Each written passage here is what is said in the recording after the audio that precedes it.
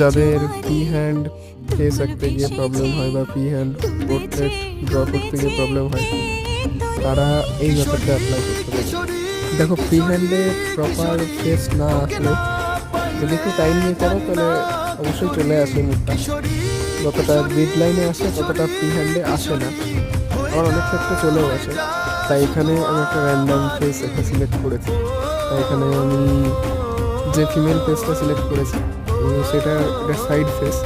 আমি ছবিটা এখানে দেখাচ্ছি না। তোমরা যখনই কোনো ছবি সিলেক্ট করবে সেটাকে অবশ্যই প্রিন্ট আউট করে নেবে। প্রিন্ট আউট করে নিয়ে তারপরে আমি যেভাবে লুমিস মেথড অ্যাপ্লাই করে করছি ঠিক সেম প্রসেসে তার উপরে ড্র করে নিয়ে তারপর সেটাকে খাতায় বা ড্রয়িং শিট বা যে পেপারের উপর করো না কেন, হয়তো যদি কমিশন ওয়ার্ক হয়ে থাকে তাহলে সেটার ওপর ওইটা অ্যাপ্লাই করবে।